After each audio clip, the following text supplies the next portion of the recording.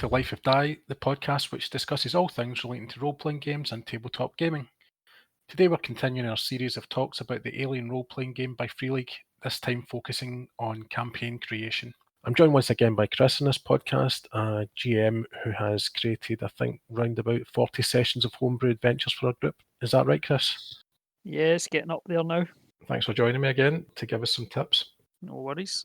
So, probably echoing what we said in the last podcast, just very quickly, when you're going to run a campaign, I think we both agree, well, I know we do because you asked us, you should probably ask your players what kind of campaign it is that they want you to run and what they're looking for from the game. Yeah. And in the Alien rulebook, there's 3 different kind of campaigns that you can run, is that right? Yeah, it gives you kind of 3 basic settings. Space truckers being one of the main ones, basically following like the same kind of theme and setting as the first film, where you're a crew on board a ship doing a job, and the campaign kind of plays off from there. Or colonial marines, if you're wanting more of an action-based kind of setting to your campaign.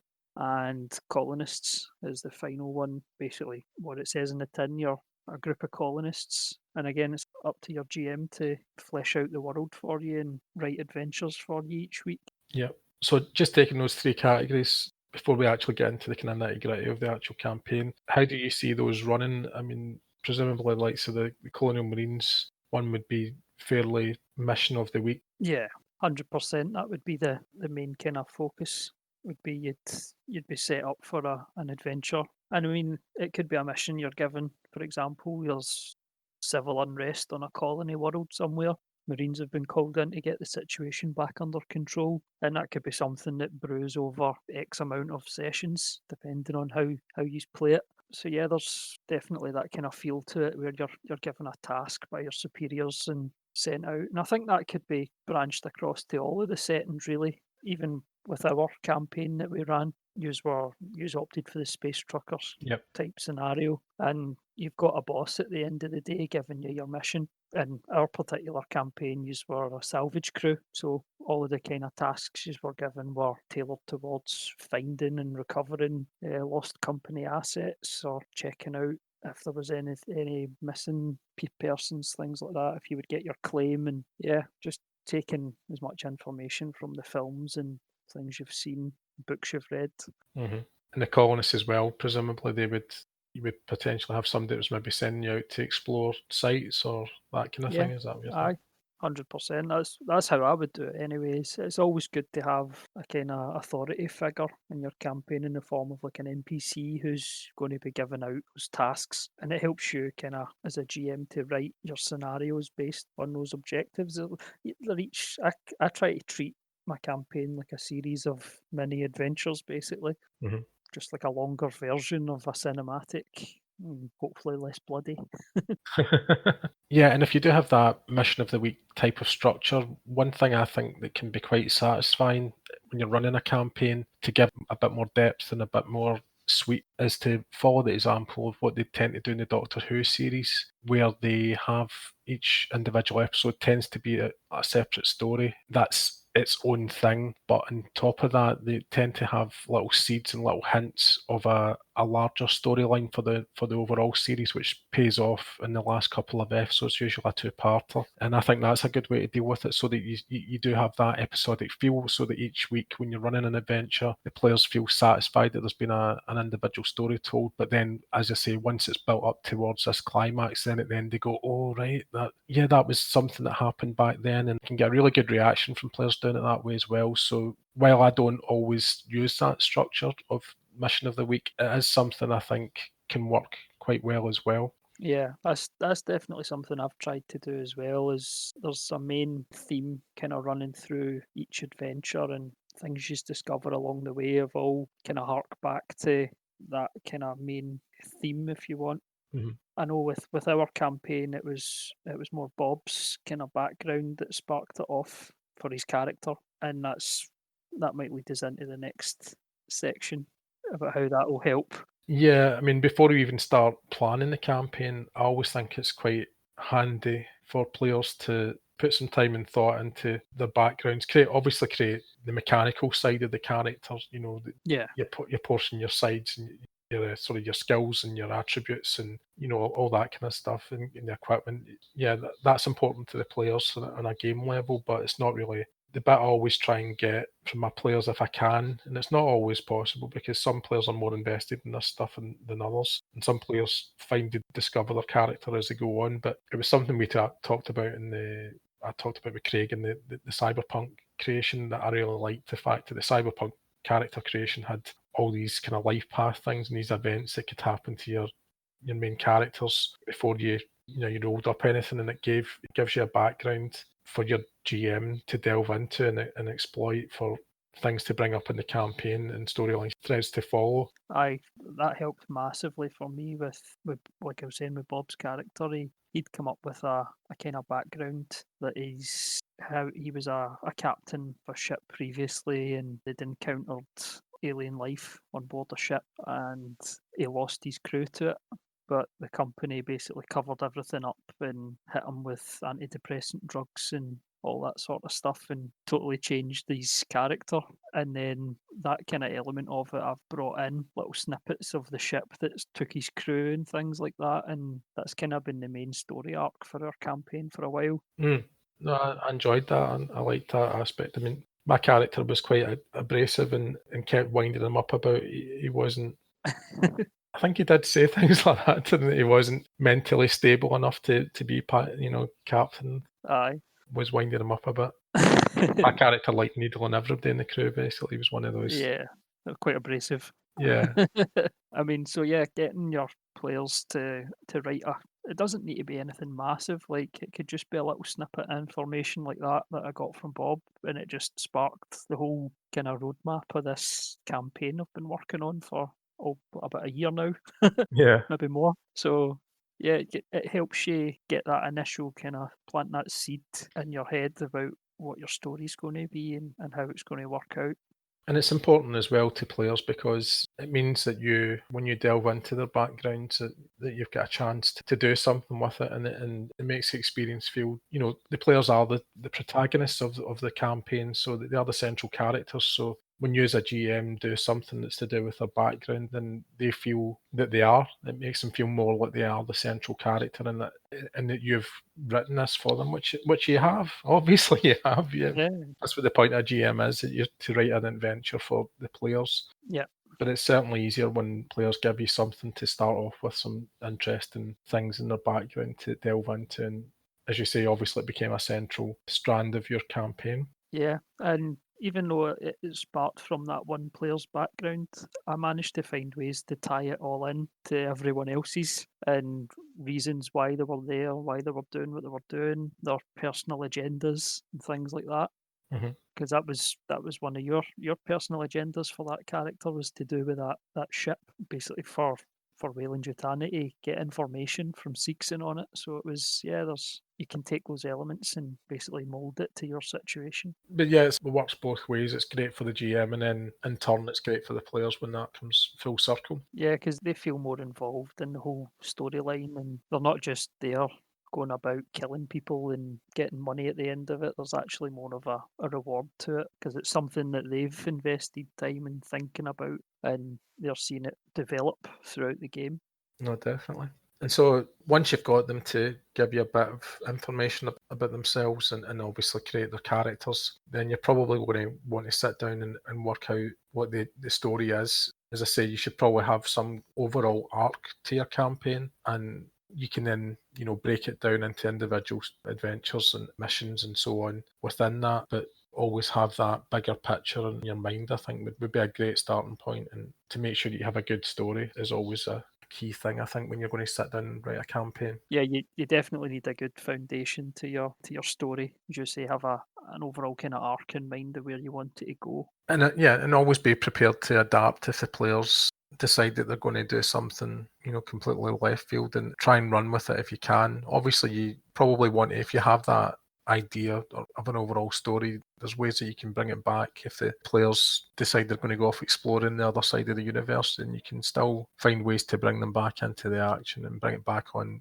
track. But you should never really make it feel like they're forced to do things because you had planned, well, I've got this ready to go. You should always try and camouflage it so that it doesn't feel like it's been crowbarred in. But yeah, try and allow them as much freedom as possible. If they want to go and explore in the universe, let them do it, and just find ways for that ship that was going to cause problems to come back into it, Yeah. or characters that know about it or whatever, and lead them back eventually, but gently. Yeah, you definitely don't want to railroad people into their adventures and things that you've got planned. It's part of the skill, though, of being a GM. You need to be able to kind of coerce them sneakily into doing what you want. Yeah. Good manipulation role is required. So probably one of the main things I always do at the start when I'm writing a campaign, no matter what system it's for, is I always like to give the characters a base of operations.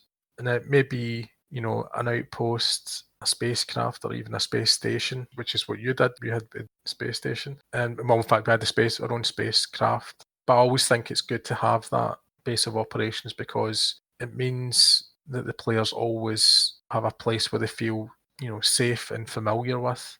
That familiarity, I always think, is good for bringing the players back because they always know that's there and those people that are in that setting are there until you turn it upside down, of course, which just happens now and again. Yeah, massively in our case. Yeah. I tend to try and keep that continuity as long as possible, but there's definitely good reason to do that. I don't know if you deliberately did it. I think it was more because of our actions that. It was 100%. Yeah, And that leads back to being prepared for the unexpected. yeah. I suppose we better explain what we're talking about here. In the campaign, we had the space station. What was it called again? The space station? Newmont. Newmont, that's right. Newmont Space Station, which was our base of operations and where the company were based. And because of us, the whole space station got infected with the aliens, which we didn't intend for. No. But neither did you. And it was just one of these things that unfurled, and it meant that everything went south on the space station, and it was a total disaster. Which was a good thing because we were at a stage in the campaign. I mean, I think we must have been at least a dozen, if not more, Oh, yeah. sessions into it. More. So I always think that's a good thing because there's a sense of loss for the players as well, that this was their stomping ground and suddenly it's been It was your home. Yeah. turned upside down and it's gone. So at that stage, once you're 20 sessions into a campaign, I think it's totally justifiable to do something like that because that familiarity, being safe when they're in that environment, is then removed, and then everything becomes dangerous again, and then they've got to find a new base of operations, I suppose, is the challenge for the players and for you as a GM. Certainly, I took it quite seriously. I don't know if you remember this, Chris, about the ship that we were on, the Red Wing. Mm-hmm. I was really, because I was a pilot, I was really keen as a player that I wanted to know all the nooks and crannies of it, and then when you provided us with a map of it, I then sent you a load of images, like showing you what each section in the map looked like. Yeah. Most of it just stolen from the Alien film. Aye, of course, yeah. Having that kind of base is a good way to go, and it works out as a place for you to start off each adventure, giving out your briefing and everything, places for them to shop, etc. So yeah, it's like the science fiction equivalent of the tavern that everybody goes to in a fantasy setting. Yeah. Everything always happens in the tavern, but in this case, you can have different types of characters when it's a space station or an outpost or whatever, a colony. Yeah. Get various different characters and various different levels of power as well. So I always think that's interesting. And sometimes, a random NPC can end up being an important character. Is that not right, Chris? Yeah, rather unintentionally. Yeah, there was a mechanic. I think he was just a random, wasn't he? He wasn't. It was just a random. It was basically the harbour master who took care of loading up the ships who were coming and going, or prepping them for flight and all that sort of stuff, topping up all the fluids. He was kind of the guy who looked after the docks as such. Yeah, and then suddenly my character gave him some cheek. Yeah, a lot of cheek. And caused a bit of damage to the space station as well, I believe. Well, I was a great pilot. Aye. It actually wasn't a fumble. I just put the accelerator on a bit too quickly. Yeah, a little bit too quickly. it meant that this NPC and my character had a lot of run-ins from there on. There was a lot of tension between the two of them, but that was a really good fun thing to do because it gave, I'm sure for you as a GM, it might have been fun as well. Yeah, definitely. A little bit of banter between, a bit of tension, as you say. But yeah, little things like that help build the world around you and make it feel more believable.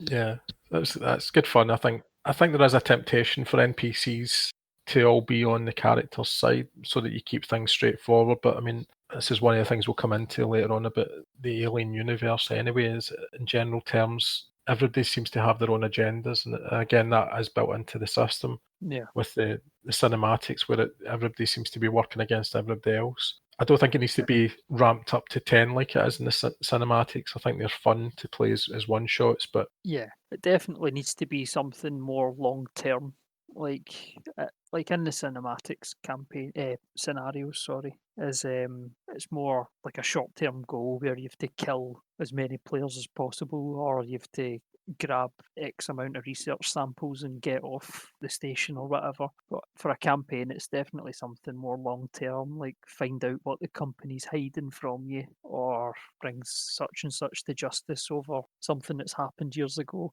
Just whatever. Yeah, something more of a long term goal. And those kind of goals help you, as we said at the start, help you write your campaign and your story arc. yeah, the NPCs are. I always think that base of operations. Certainly, when we changed ships as well, I was quite upset about that as a player as well as a character because the Red Wing was our home, as it were. It was our, it was obviously our vehicle that we were using for the salvage missions. But I was actually quite gutted when we moved off of the Red Wing. Yeah. But that's a good thing. That's not a criticism. It's good that I cared about the game. Yeah, that's what I was just going to say. It shows that you were invested in it. So yeah, it's good to have that, something that's becomes quite personal to the players, something become attached to, And then destroy their dreams. and then take it away from them. So yeah, I think the other thing I would say about NPCs is to try to make the recurring characters distinctive from each other. Yeah. It's quite a hard thing to do. I'm struggling with it in terms of Judge Dredd with accents because it's American accents. I'm finding it hard Yeah. doing the different accents. I think I don't know how I was with Star Wars.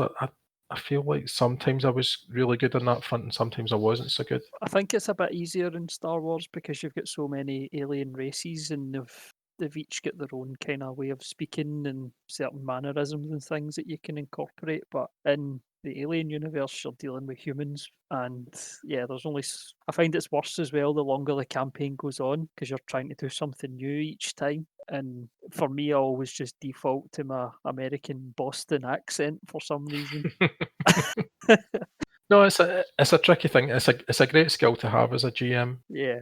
And I think some GMs are better than others, and clearly I'm finding that when it's an American accent that I'm doing all the time because it's all set in that universe, and it makes it harder.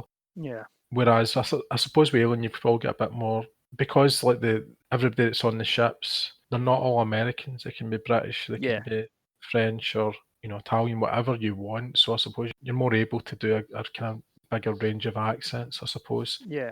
And that's something else that can tie back to your setting. I know we said there's the three main themes of the space truckers, marines, colonists, but there's also the governing kind of factions in Alien. I mean, you've got the Three World Empire, which is made up of Britain and Japan and things like that. So that can help you as well. Or you've got the United Americas? I think you're right, aye. Something like that anyway. So yeah, you can use that to your advantage. If you're confident doing a bunch of Russian accents, you could do it in the UPP, the Union of Progressive Peoples. Or if you're comfortable with doing dodgy American accents, then set it that you're working for that government and try and help tailor that towards what you're doing. I suppose I find it easier to make the characters more distinctive than when they are actually all different nationalities because particularly when you're playing on the internet, it's very, very difficult because I think there's an element as well you can bring when you're in a face-to-face group where you're acting in front of people. So you would have maybe different ways of expressing yourself. You might be, use your hands more for a certain character, so that it's not just the voice acting, but when you're on the internet alone, then it does come down to your voice acting. So I take my hat off to MD that can come up with a good variety of different voices, because it's a real skill to have, and I wish I was a bit better at it. Aye, it's difficult. Like the problem I get is it always seems to come back to the one that I do most often. As I said, that dodgy American Boston accent. No matter how hard I try to start off with something else, it always seems to morph into that halfway through speaking and stuff. So yeah, it is difficult to do that. I mean, it's not something you need to do either, but No, you don't need to. it definitely helps though. Give them a bit of a personality and Yeah, I mean, you can make your characters distinctive in other ways. I mean, you can have an NPC that's sympathetic towards the group, and then you can have ones that are like don't care, and other ones that outright hate them. I always think it's quite a good thing as well to have essentially a rival team to the central players, because that rivalry brings a bit of needle to the game between the players and that rival group who are always trying to outdo them. I've done it quite a few times in adventures, but I do think it gives the players something to kind of grab onto, that they want to outdo that other group and they want to come out on top, rather than the other group getting one up on them all the time and kind of belittling them. So I always think a rivalry is quite a good thing. I don't mean like trying to kill them or anything like that. I just mean that, aye, just berating them every now and again and yeah, laughing at them when they fail. yeah, and vice versa. When the shoe's on the other foot, the players enjoy lording it over them a bit. Exactly, yeah. I mean that's something that would work well, I think, in the kind of marine setting or a military setting where you've got rival squads and Hmm. things like that, where they would have that kind of rivalry and banter between one another. No, definitely. So moving on from the NPCs, again, this is very similar to what we said in the individual adventures, but I think building the story slowly is a way to go. That you can run fairly low-key adventures, which are much more focused on the role-playing elements, in a sense of, the team just struggling to get by in this uncaring universe, and taking the time to set up all these. When you were talking about the different factions, that's a good thing to do in those early stages. Build up all those different factions and entities or characters who are going to become really important later on in the campaign when it starts building towards the climax. I know it's the way you approached it as well. Yeah. A few kind of easier, not easier, but you know what I mean. It wasn't like everything was. Yeah. It wasn't all turned up to 11, if you know what I mean. Totally. Yeah, it's trying to you have those series of kind of, as you say, low key adventures, but always try and hark it back to your original storyline in some way or another. Hmm. It doesn't always have to do it. Like the first couple of sessions we played, there was a little snippet at the very end, basically like a cliffhanger showing you this ship that we spoke about on a computer screen on an abandoned ship, basically, as we're trying to salvage, and that was the little key indicator harking back to the Bob's backstory and things like that.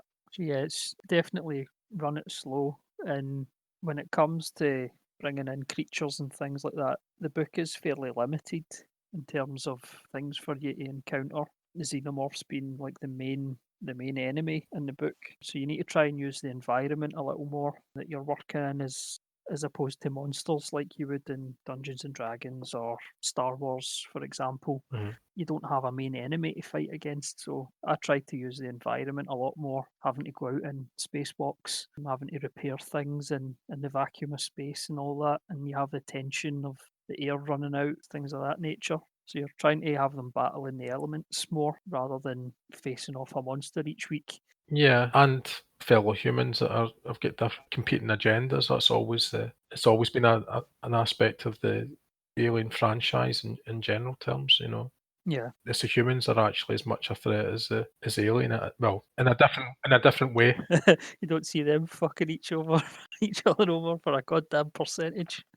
Exactly, exactly. Yeah, use that to your advantage. And I was going to suggest, just picking up on that strand, that there's always conspiracies in the Alien universe as well. Yeah. It usually involves the machinations of the likes of Weyland Yutani Hmm. and their ilk. But I mean, I think you can have all sorts of different levels of conspiracy that potentially, just like I said about the rival groups. Yeah. We were space truckers. There'd be nothing stopping a rival group that maybe went found themselves out of work and they decide they want to take your ship off you and hijack it. You could do things like that. Yeah. So it could be all sorts of different kind of scales of conspiracy. So I always think that's good to have little things in the locker that you can just suddenly turn on their head and suddenly Yeah. something you didn't see coming is coming at you, you Yeah, know? and that can be used. Having those kind of things in the bank as well is good for when your players do something unexpected and they're trying to take. Say it's the other way about. They decide they don't want to do this job anymore and they're going to steal the ship. It's good to have something in the back where you can grab it back and bring them back to where you want on your story. I always think that the players should always feel fairly insignificant as well, because one of the things that's always been strong in the Alien films is how small and fragile human life is. It's just you're just wee dots in the dark. Just a number, yeah, Yeah. basically. So I always think that's a good element to bring in as well and keep the players not getting too above their station as well. Yeah, and that's something that's quite difficult to do later on as well. I've found personally is trying to keep them down to earth because when you start leveling up through gaining experience and things like that, you do become a little bit stronger and harder to face. So yeah, it's trying to bring something that will knock them down a peg or two every now and again. Well, letting the alien loose, I suppose, would be the answer to that. Yeah, there's not much can defeat that. Yeah, speaking of the alien, obviously it is going to be an important element of the games. Yeah, But I think having played your games, one of the things that I was pleased about with the game was that the alien didn't feature too much. yeah, I think you've really got to be sparing with the alien because if we were facing it every week or every other week, it loses its impact and it loses yeah, the respect that we gave it as players. And sometimes we didn't give it enough respect as players, and one or two of us paid the price for that. So yeah, I mean, I think that's definitely the way you ran that is definitely the way you should do it. And so your campaign probably should involve some storyline that's to do with the alien or is about them in some way, yeah. but not that it should never feel routine that you're meeting the Oh alien. yeah, 100%. I mean, it's a difficult thing as well to do, is to try and get your players not thinking about it all the time. I found that was difficult at the start. It felt like you were constantly anticipating it happening, and trying and keep your players off that scent is quite hard to do. I found. Yeah, no, that's true because that is part of the game. You are Yeah, expecting to encounter it. I didn't feel particularly that I was thinking that way about it. yeah, I didn't really expect to see it for a long time. yeah, But yeah, I know other players might have been yeah. maybe in their mind.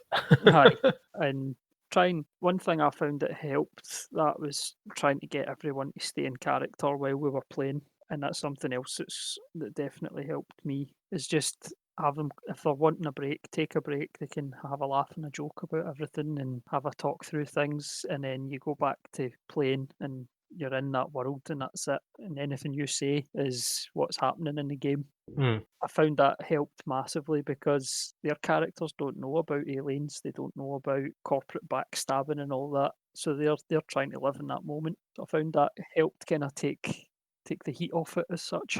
And speaking of the alien and how you said that there are a couple other creatures that are in the book, but there's not really much in that front. Yeah. I'm not aware that you did it if you did, but how would you feel about creating your own homebrew creatures for the I did do it to a certain extent. I done it with some of the androids that he's faced, see the working Joes. right? There's no stats in the book for them, so I've made up my own. Like basically, the creatures in the book have got like a table for attacks. So you roll a d6, and whatever your result is, that's what they try to do to your player. So I based it off what I'd seen in the video game Alien Isolation because they feature quite heavily in that and the kind of attacks that they do to you. I hated those characters. Yeah, they're really sinister things. So yeah, I kind of I'd made up my own like rules for them basically and tested it on yous to see how lethal they would be. I wasn't sure how it would play out because you'd never faced anything up to that point that was that kind of level. Yeah, no, that was an adventure where we were pretty terrified because these android things were running about the place and were trying to wipe us out. I think it was something just when you'd been talking as well about the players not sticking to plan. I think we talked about that in the last podcast, and doing things that you don't expect. Yeah. In actual fact, we were so terrified of the Joes that we ended up negating a big chunk of your adventure because we just went, no, let's not mess about here. Let's just get to the. Yeah. It was a station where they were out of control, and we just went straight for the top of the station to get the whole thing shut down as quickly as possible Aye. because we were so terrified of them. I mean, I'd created maps and floor plans for every level of the station. Because you had started at the bottom at the docks, basically. I was expecting you to work your way up slowly, but no, you just bypassed everything I'd created and went straight to the top. And yeah, it just harks back to what you're saying. You can't plan, you can't corral your players into doing everything you want. So make sure you're prepared. I had an online discussion.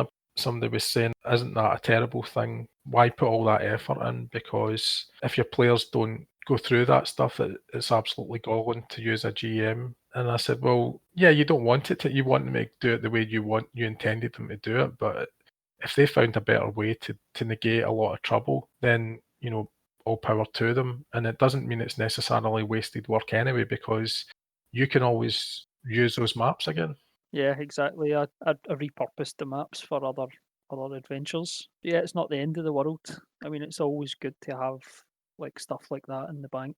I mean, I always created my own maps and stuff like that for this. So, and I knew there was a chance that some of them would never get used and things, but I always found a way to bring them in when I needed them. Mm. So yeah, it's not wasted work. It's not galling. It's quite exciting to see people outsmarting you. Yeah, I always think that's a good thing. I always think that's a good thing as a GM if the players come up, and they quite often do. To be honest, Yeah, quite often the players will do something I didn't expect in a positive way. Sometimes they do things I didn't expect in a really bad way, but more often than not, it's usually a good way, and it's usually something that's like, all right, I never thought of that. That's really good. And yeah, you just roll with it and let it play out, which is a good aye. thing. And one thing to remember is if you've got a table of people, you've got five minds working against one, so they're going to come up with things that you didn't think of just through kind of brainstorming with each other and things like that. So yeah, just try and have something in the bank for you to use in those situations. And I always think as well, players get a lot more out of it if you do roll with them as a GM because Yeah, they feel that they influenced out the game, and they should be allowed to do so because that's the whole point of role playing. It's the players should yeah, be they are the central characters. They should be able to change the outcomes of the scenarios, and obviously, like we were talking about earlier on, you never intended for our home base to be completely destroyed. And while we didn't either, it was because of our actions. So our actions did shape what happened. This major catastrophe at the that happened yeah, towards one of the end of the blocks of the campaign. yeah. And it was a major one.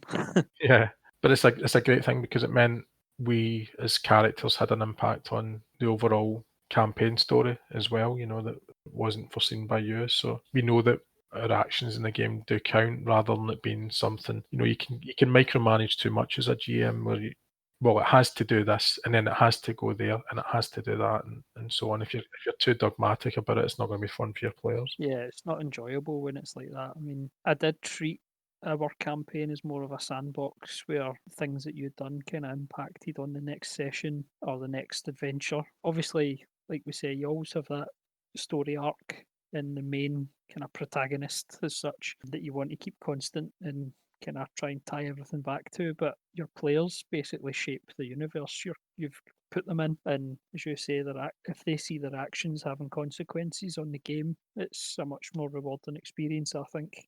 I'd agree with you.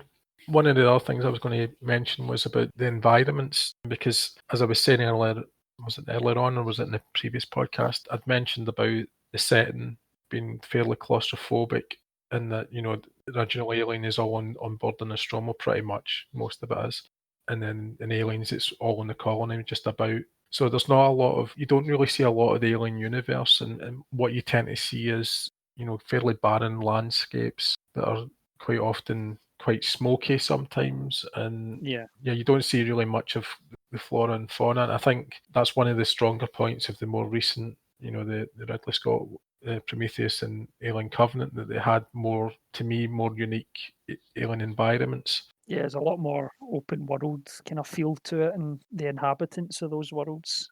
creatures and things like that. Yeah. So from a environment's point of view, obviously you're going to have a lot of space stations, you're going to have a lot of spaceships and so on. Yeah. But what's your feeling about do you try and mix up the environments? Yeah, I tried my best. Although a lot of the scenarios took aboard, as you say, place on board space stations and on ships. There were a few occasions where I did have you touching down on colonies, also investigating crash sites and things like that. And yeah, try and incorporate as much of that as possible. Try and get them like visiting different locations and help keeping it fresh, so you're not constantly in the same situation and you know what to expect all the time. Yeah, I mean, would you consider having like jungle environments, things that are much more earth, have more earth feel about them, if that makes sense, than Yeah, instead of being barren. Yeah, no, definitely. Although the ones that I did have these encounter take place on were quite barren wastelands, most of them. But yeah, it's something I've definitely thought about for future sessions. I've got harking back again to the what we were talking about, gathering imagery and things like that in the previous podcast. Having a look at concept art for alien planets and things like that, it sparks things in your imagination and just shows things that you can have a look like bring into your games. So yeah, there are some other plans I've got for that. So yeah, it's definitely something to think about. yeah, definitely those images of different alien environments will definitely keep things fresh with the players. So I can totally see the value in that. And yeah, just doing some Googling. Yeah, I've got a habit of doing it for all sorts of games that I go and Google images and put in different things and try and find different images for different games. So I suppose that wraps up the environments thing. So pacing is another thing that's important in a campaign that we did kind of cover it slightly earlier when we said about building the story slowly, but Mm. also think once things begin to kick off, then you can really ratchet up the action and send them to hell. Yep, as I managed to do. I believe I killed 3 characters in one night.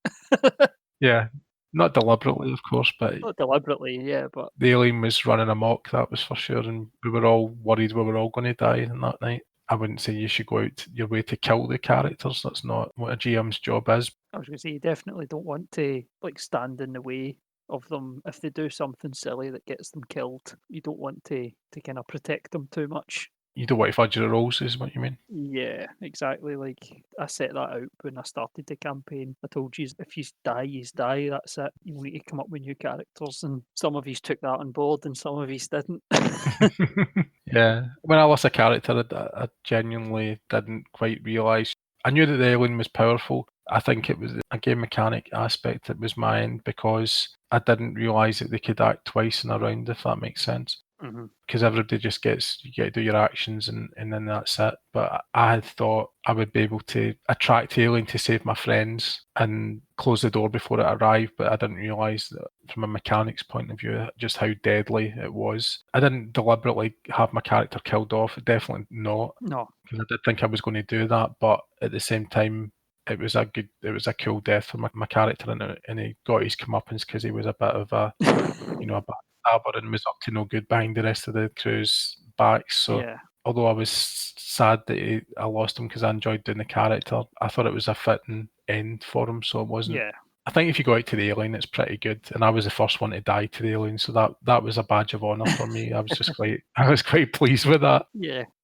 In terms of the combat, obviously it's traditionally person v person or person v alien more often than not really in the universe. But I think it'd be interesting to switch up different types of use some of the technologies that are available for some action set pieces. I remember when we were used, I don't know what you call those things, the kind of buggy things that they've got in Aliens and Newt's family drive out in. Oh, yeah, the tractors, yeah. Tractors, yeah. I remember we were trying to drive away from some beast or something. Well, not we. I was on the ship quite safe. Following orders, I may add. Not Yeah, it yeah. wasn't my intention to sit that one out. I was told by the captain have the ship ready to go. So I enjoyed some music while they all one of them was killed and the other ones were struggling to get out. So yeah, I enjoyed that vehicle chase.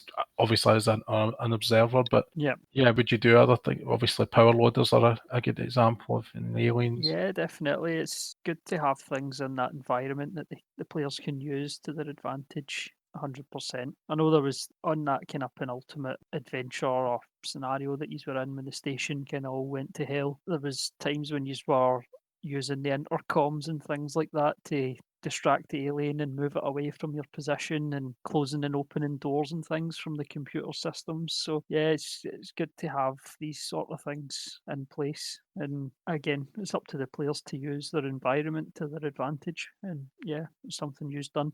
And what about something like a space battle? Would you consider that an Alien, or does that seem too Star Wars? Is that like a step too far? No, it's definitely something I've considered for future. It's just something we've never got round to doing. It didn't really make sense for our situation, as you were a salvage crew. I mean, I did have you come up against some larger military ships and things like that with weapons that you didn't have, so you were kind of forcing your hand as such. But Yeah, we surrendered because we knew we were outgunned. aye, so now you're on board a military vessel, so something like a space battle going forward might be happening. So, and the rules are there for it. It tells you how to work it out and things like that. So it's all in the book for you. So it's definitely something to think about. But again, it's very situational and down to what your campaign's doing. And I guess another problem with the alien creature, and it's actually a problem for the franchise in general. I'm just curious to know what you think in this. Is it obviously, I mean, Ridley Scott's talked about it himself, where he said that the alien is now the problem in the Alien franchise because people are so used to seeing it that they're not frightened by it anymore. I mean, do you think that's a problem in the game itself? Yeah, once it made an appearance, I found it difficult to think about where to go from here. What do you do now in the Alien RPG? I mean, it's the title of the thing, but again, there's so much stuff in the book.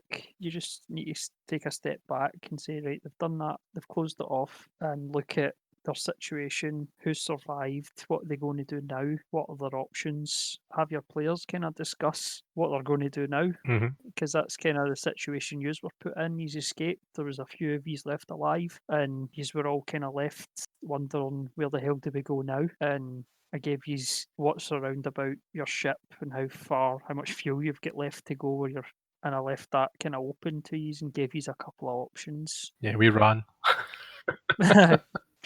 Try and bring your players back into it, and again, goes back to that kind of sandbox and them having an impact on what happens in the world around them. And how do you feel about things like this stealing from another franchise, crossing the streams from Ghostbusters? Because the Alien franchise obviously has direct links to both Blade Runner and Predator, but through the Aliens versus Predator film. And Blade Runner because of the androids are an advanced version of the replicants. Is that right? Yeah, kind of. There are a lot of links in Blade Runner to Alien, as you say. There's talk about a colony of worlds basically that was all replicants that were on board, like living there and things like that. But it doesn't. The book doesn't really go into too much detail about that. So I think it's kind of a lot of it's left up to you and what you want to include.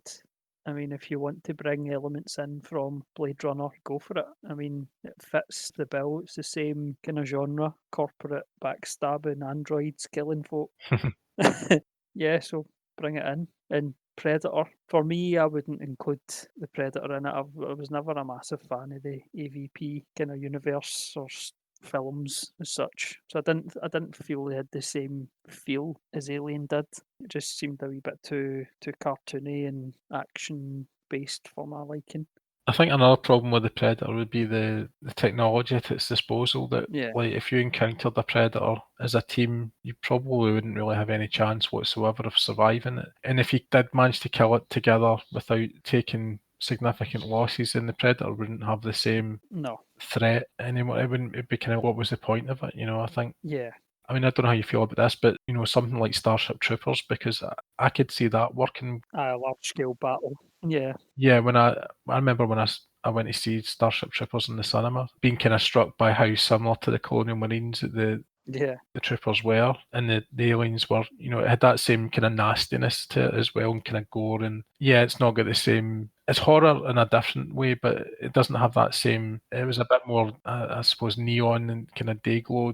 A kind of nicer universe, I suppose, than the Alien. But I mean, I think you could totally have I don't mean with the alien themselves, but some other creatures like that, like the bug type things, where you could incorporate that and have a large scale battle. Yeah. I mean, if I think again that comes back to what kind of setting are your players in. If you're Colonial Marines, yeah, go for it. Have a large scale war on the go between players and their crewmates or their comrades, basically fighting against swathes of enemies and things like that. Yeah, you could go for it. There's also other films as well. If you're wanting a more horror based claustrophobic, there's The Thing as well. Elements of that you could bring into your game. Which feels like our current society at the moment.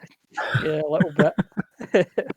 I took some inspiration from kind of zombie apocalypse in the last adventures we had before we broke up for a break. I brought in a kind of virus on board the station that was basically taking control of people, and yeah, there's loads of other films out there that you could take inspiration from. One that I really liked was Outland.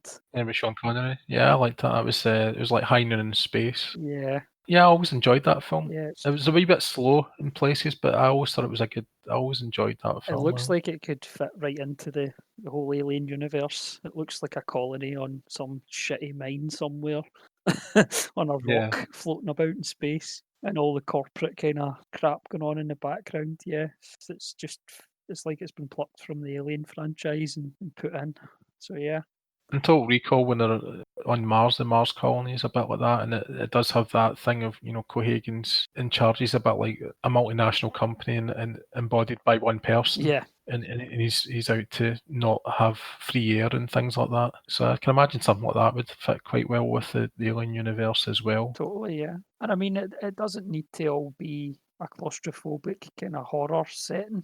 I mean, one thing the films never show you is what Earth's like in some of the kind of core planets that would be, imagine, quite advanced, like you see in Blade Runner and things like that. So that's something else you could think about. Use your imagination and let it go wild. Yeah, I think that's a good way to sum up what you should do with a campaign. Use your imagination, throw in as many elements as you can to keep things, switching up the threats, switching up the encounters. Try and get that pacing right as well. Just build it slowly, and then you can eventually go epic with it if that's where you want to take it. Yeah. Yeah, Avatar would be another one I'm thinking of. That again, that's James Cameron. So to me, Avatar had a lot of things that were reminiscent of Aliens as well. Yeah.